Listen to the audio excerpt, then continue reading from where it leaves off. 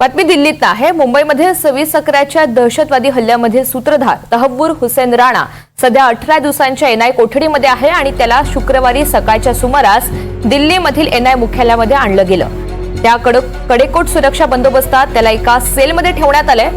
त्यानं कुराणची एक प्रत, पेन आणि कागद या 3 गोष्टींची मागणी केली अशी माहिती मिळते। तसेच तो दिवसातून 5 वेळा नमाज पठण करतो असं संबंधित अधिकाऱ्यांनी म्हटलेलं आहे।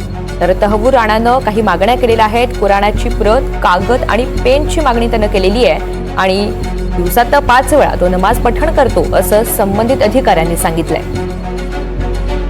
तहव्वूर राणा सध्या एनआयच्या कोठडीमध्ये आहे। सलग 18 दिवस त्याची चौकशी केली जाणार आहे। ही चौकशी दररोज सुरू आहे। गेल्या 2 ते 3 दिवसांपासून ही चौकशी सुरू असून रोज नवीन घडामोडी या संदर्भात समोर येत आहेत। आता तहव्वूर राणानं एनआयच्या अधिकाऱ्यांच्या समोर काही मागण्या ठेवलेल्या होत्या। त्यात त्यानं पेन, कागद आणि कुराणची प्रत याची मागणी केलेली होती। महेश बागल आपल्याला या सगळ्या संदर्भात अधिकची माहिती देतील। महेश, नेमक्या काय या 3 मागण्या होत्या, त्याची पूर्तता करण्यात आलेली आहे का? एकंदरीतच सेना अधिकाऱ्यांची या सगळ्या संदर्भात काय माहिती?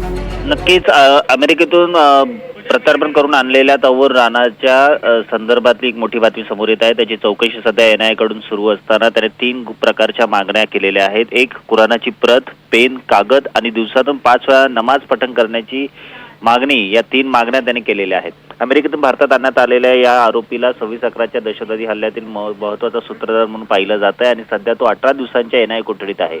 शुक्रवारी सकाळच्या सुमारास दिल्लीतल्या एनआय मुख्यालयात त्यास आणण्यात आले होते आणि त्यात त्याने या 3 मागण्या कोर्टाकडे केलेल्या होत्या आणि त्यानंतर या संदर्भातली एका अधिकाऱ्याने या संदर्भात माहिती दिलेली आहे। एनआयच्या सूत्रांनी दिलेल्या माहितीनुसार राणाला सामान्य कैद्याप्रमाणे ठेवण्यात आले आहे। त्याला कुठली विशेष सुविधा देण्यात आलेली नाहीये।